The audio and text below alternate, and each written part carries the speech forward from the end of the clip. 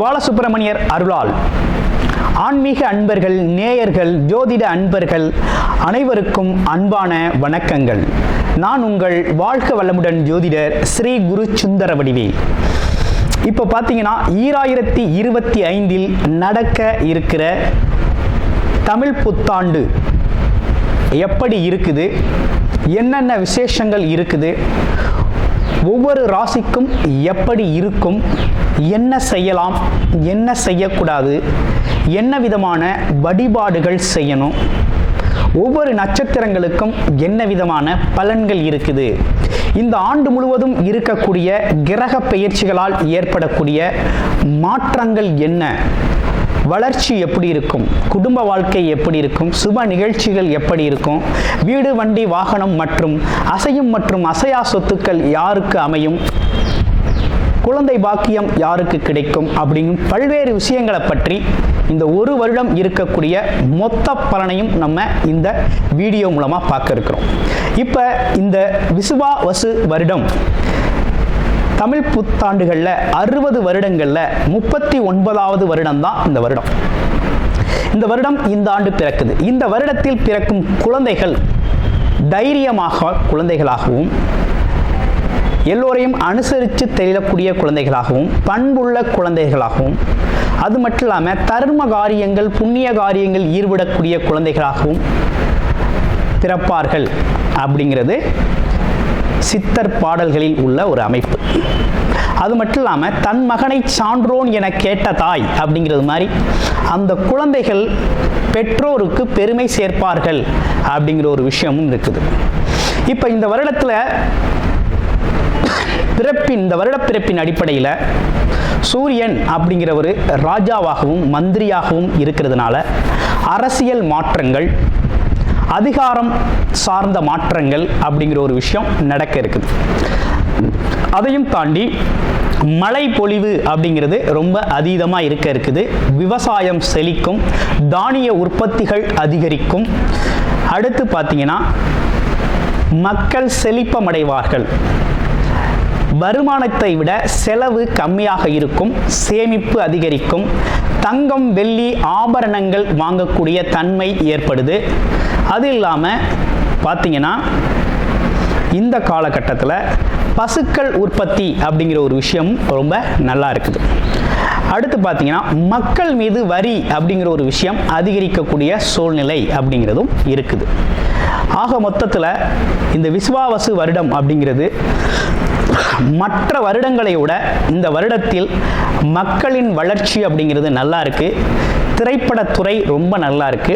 பெண்களுக்கான வளர்ச்சி, பெண்களுக்கான திட்டங்கள் அப்படிங்கிற ஒரு விஷயத்தை அரசாங்கங்கள் அதற்கான முக்கியத்துவம் கொடுக்க இருக்கிறாங்க. அந்த வகையில் அவங்களோட தனி முன்னேற்றம் அப்படிங்கிறது இந்த காலகட்டத்தில், இந்த வருடத்தில் ரொம்ப அதிகமாக இருக்கக்கூடிய அமைப்பு இருக்கு.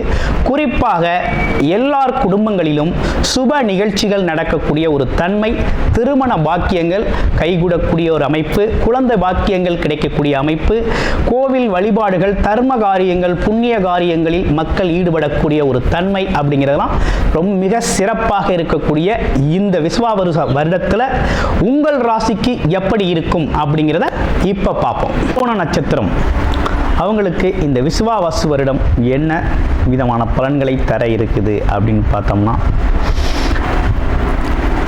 நல்லதொரு வருமானம், தொழில் தடை நீங்கிருச்சு. வருமானம் அப்படிங்கிற ஒரு விஷயத்துக்குள்ள போகக்கூடிய ஒரு அமைப்பு இருக்குது. நீங்கள் பேசுகிறதெல்லாம் வருமானமாக கன்வர்ஷன் ஆகக்கூடிய ஒரு அமைப்பு இருக்குது. தொழில் ரீதியாக இருந்தீங்க அப்படின்னா நல்ல அக்ரிமெண்ட், நல்லதொரு வருமானம் அப்படிங்கிறத எதிர்பார்க்கக்கூடிய ஒரு அமைப்பு அப்படிங்கிறது இருக்குது. குடும்ப உறுப்பினர்களோட தேவைகளை நிறைவேற்றுவீங்க. வீட்டில் ஒரு மங்கள நிகழ்ச்சிகள் நடக்கும். இதையும் தாண்டி உங்களுக்கு பார்த்தீங்கன்னா உடல் ஆரோக்கியம் ரொம்ப சிறப்பாக இருக்கும். ஆமாம், இதில் நீங்கள் கவனம் எடுத்துக்க வேண்டிய விஷயம் என்னென்னா, முயற்சிகள், ஆரம்ப கட்ட முயற்சிகள் பார்த்தீங்கன்னா சின்ன சின்ன தாமதத்தோடு நிறைவேறும். ஆனால் மிகப்பெரிய லெவலில் லாபத்தை தரக்கூடிய வகையில் தான் இருக்கும். வெளிநாடு யோகம் உண்டு, வெளியூர் யோகம் உண்டு. குழந்தைகளுக்கு ரொம்ப சிறப்புடையதாக இருக்கக்கூடிய ஒரு அற்புதமான வருடமாக இந்த விசுவாவசு வருடம் அமைஞ்சிருக்குது. அனைவருக்கும் இனிய புத்தாண்டு நல்வாழ்த்துக்கள். ஆயுள் காரகன் சனி பகவானை ஆட்சி அதிபதியாக கொண்ட மகர ராசி அன்பர்களுக்கு இந்த தமிழ் புத்தாண்டு விசுவாவசு வருடம் எப்படி இருக்க போகுது அப்படிங்கிறத பார்க்கையில் குரு பகவான் இந்த வருடத்தில் கிரகங்கள்லாம் பார்த்தீங்கன்னா இதுவரை உங்கள் ராசிக்கு 5ஆம் இடத்தில் இருந்து வந்த குரு பகவான் சத்ருஸ்தானமான 6ஆம் இடத்திற்கு பயிற்சி ஆகிறார் மே 14ஆம் தேதி. அடுத்து பார்த்தோம்னா மகர ராசியில் 3ஆம் இடம், மகர ராசியிலிருந்து 3ஆம் இடத்தில் இருக்கக்கூடிய ராகு, உங்களுடைய ராசியிலிருந்து 9ஆம் இடத்தில் இருக்கக்கூடிய கேது பார்த்தீங்கன்னா மார்ச் 18ஆம் தேதி பார்த்தோம்னா உங்களுடைய ராசிக்கு 2ஆம் இடத்தில் ராகுவும் 8ஆம் இடத்தில் கேதுவும் பெயர்ச்சி அடைகிறார்கள்.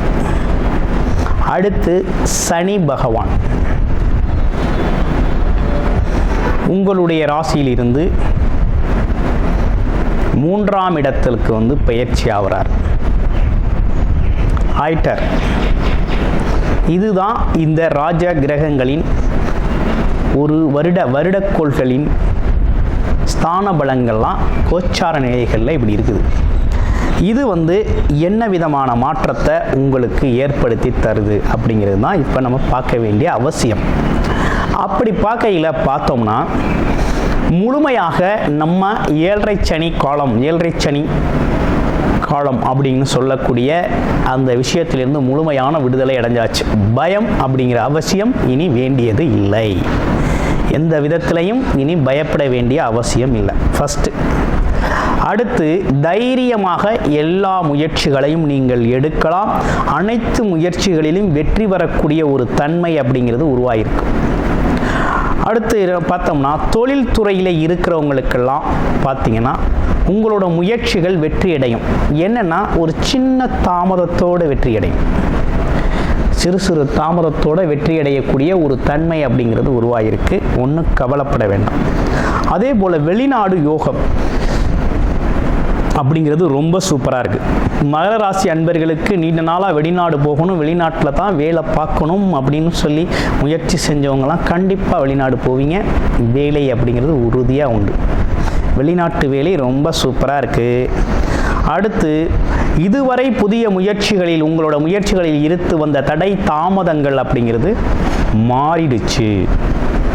தடை தாமதம் மாறிடுச்சு. ஆனால் இருந்தாலும் கொஞ்சம் கவனமாகவே செயல்பட வேண்டிய அவசியமும் இருக்குது. அதே போல் பல குடும்பங்களில் இருந்து வந்த பிரச்சனைகள், குடும்ப பிரச்சனைகள்லாம் ஒரு தீர்வுக்கு வந்துடுச்சு, சரியாயிடுச்சு அப்படிங்கிற ஒரு சூழ்நிலை அப்படிங்கிறது இந்த வருஷம் இருக்குது. ஏன்னா குருவோட பார்வை உங்களுடைய ராசிக்கு 2ஆம் இடத்துல பார்க்குறார். வருமானம் நல்லா வரும், ஒன்றும் பிரச்சனை இல்லை. உங்களுடைய வாக்குஸ்தானத்தில் ராகு பகவான் அமர்ந்திருக்கிறதுனால அதிகப்படியான பேச்சு ஆபத்தை விளைவிக்கும். ஒன்று. அடுத்து குடும்பத்தில் வாக்குவாதங்களை தவிர்த்துக்கிறது அப்படிங்கிறது ரொம்ப நல்லது. ஸோ இதெல்லாம் வெரி குட், சூப்பராக இருக்குது. அடுத்து இந்த வருடம் பார்த்தீங்கன்னா கடன் வாங்கியாவது வண்டி, வாகனம், இடம், பூமி, மனை, சொத்து, ஆமாம் வீடு இப்படின்னு பல்வேறு விஷயங்களை உருவாக்கக்கூடிய ஒரு தன்மை அப்படிங்கிறது இந்த வருஷம் உங்களுக்கு இது சார்ந்த விஷயங்கள் நடக்க இருக்குது. அடுத்தடுத்து பார்த்தோம்னா எப்படி இருக்குது அப்படின்னு பார்க்கையில் இந்த வருஷம் நீங்கள் யாருக்கும் ஜாமீன் போடுற வேலையை வச்சுக்கப்படாது. அடுத்து கடன் கொடுக்கறது வாங்குறது அப்படிங்கிறதெல்லாம் கொஞ்சம் குறைச்சிக்கிட்டா ரொம்ப நல்லாயிருக்கும் அப்படிங்கிற மாதிரி இருக்குது. இருந்தாலும் வயிறு சார்ந்த பிரச்சனைகளுக்கு கொஞ்சம் கூடுதல் கவனம் செலுத்தும். ஏன்னா குரு பகவான் 6ஆம் இடத்துல போய் அமர்ந்துட்டார். ருத்ரு ரோண சத்ருஸ்தானம் அப்படின்னு சொல்லக்கூடிய ஒரு இடம். அப்போ அங்கே போய் குரு பகவான் ஸ்தான பலம் பெறார். உங்கள் ராசிக்கு 12 கூடையவராக இருக்கிறார். அப்போ என்னன்னா கொஞ்சம் கவனம் தேவை. எதில்? வயிறு சார்ந்த விஷயத்தில். உடலுக்கு ஒத்து வராத உணவுகளை தவிர்க்கணும். உடம்பு மேலே ஒரு அக்கறை எடுத்துக்கணும் அப்படிங்கிற மாதிரி அமைப்பு இருக்குது. அப்புறம் வேறு என்ன சிறப்பு பலன்கள்லாம் இருக்குது அப்படின்னு பார்க்கையில், தந்தையோட உடல் ஆரோக்கியத்தில் கூடுதல் கவனம் தேவைப்படுது அப்படிங்கிற மாதிரி இருக்குது. அடுத்து இதே காலகட்டத்தில் உங்களுக்கு குருபலம் இல்லாவிட்டாலும் உங்களுக்கு பார்க்கக்கூடிய வரனுக்கு திருமணம் குருபலம் இருக்குது அப்படின்னா தாராளமாக திருமணம் அப்படிங்கிறத செய்யலாம். ஓகேங்களா, செய்யலாம், அதில் எந்த குறையும் இல்லை. அப்போ திருமண யோகங்கள், திருமண விஷயங்கள் நடக்கக்கூடிய ஒரு அமைப்பு அப்படிங்கிறதும் நல்லா இருக்குது. ஏன்னா குடும்பஸ்தானத்தை குரு பார்க்குறார். ஒரு குடும்பம் அமைகிறது அப்படிங்கிறது நல்லது அப்படிங்கிற மாதிரி இருக்குது. அப்போ இந்த காலகட்டத்தில் இப்படிப்பட்ட விஷயங்கள்லாம் நடக்க இருக்குது. ஆக மொத்தத்தில் ஓவராலாக அந்த வருஷம் எப்படி இருக்குது அப்படின்னு பார்த்தோம்னா, முயற்சிகளில் சிறு சிறு தாமதம் ஏற்படும். நீங்கள் இன்றைக்கி எதிர்பார்ப்பீங்க, நாளைக்கு கிடைக்கும். ஆனால் கண்டிப்பாக கிடைக்கும், வெற்றி உறுதி. அனைத்து முயற்சிகளிலும் வெற்றி பெறக்கூடிய ஒரு தன்மை அப்படிங்கிறது உருவாகிருக்கு. அடுத்து பேச்சில் கவனம் தேவை. தனம், வருமானம் நல்லா வரும். இருந்தாலும் பேசுகிறது கொஞ்சம் ஓவராக அதிகமாக பேசுகிறது அப்படிங்கிறத கொஞ்சம் குறைச்சிக்கும். குடும்ப உறுப்பினர்களில் வாக்குவாதம் இருக்கப்படாது வேண்டு. அதே போல் படிக்கிற குழந்தைகள் கொஞ்சம் அதீத முயற்சி எடுத்து தான் படிக்கணும். ஏன்னா அப்போ தான் ஜெயிக்கலாம், பெரிய லெவலில் ஒரு நல்ல மதிப்பெண் பெறக்கூடிய ஒரு தன்மை இருக்குது. அதனால் கண்டிப்பாக முயற்சி அப்படிங்கிறது அவசியம். அடுத்து வேற என்ன சிறப்புகள் குரு பார்வையால் இருக்குது அப்படின்னு பார்த்தோம்னா, குரு வெளிநாடு வெளியூர் யோகத்தை சிறப்பாக கொடுக்குறார். பயணங்கள் சார்ந்த விஷயங்கள் ரொம்ப நல்லா இருக்குது. தொழில் அமைப்புகளும் ரொம்ப நல்லா இருக்குது. அப்போ என்னன்னா, வேலை தொழில் சம்பந்தப்பட்டு உங்களுக்கு வருமானம் வரணும் அப்படிங்கிறது ரொம்ப நல்லா அற்புதமாக இருக்குது. அதே நேரத்தில் விரய செலவுகள் அப்படிங்கிறதும் வருது. அது எப்படின்னா, உடல் ஆரோக்கியம் சார்ந்த விஷயத்தில் கொஞ்சம் கவனம் எடுத்தீங்கன்னா விரய செலவுகளை தவிர்த்துக்கலாம் அப்படிங்கிற மாதிரி இருக்குது. இன்னொரு விஷயம், வண்டி வாகனங்கள் அப்படிங்கிற மாதிரி சுப விரய செலவுகளை நிறைய பண்ணிக்கலாம்.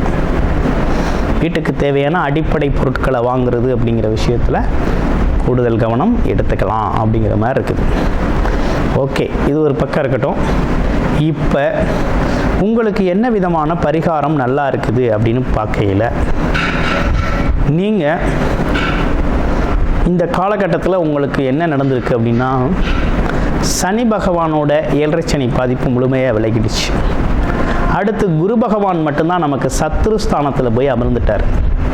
அப்படின்னா என்னென்னா, கடன், பகை, நோய், எதிரி அப்படின்னு சொல்லக்கூடிய சத்ருஸ்தானத்தில் குரு பகவான் 3-12 கூடையவர் அமர்ந்திருக்கிறது அப்படிங்கிறது அவ்வளவு அப்படிங்கிறது ஏதோ ஒரு வகையில் நமக்கு சங்கடத்தை கொடுப்பார்.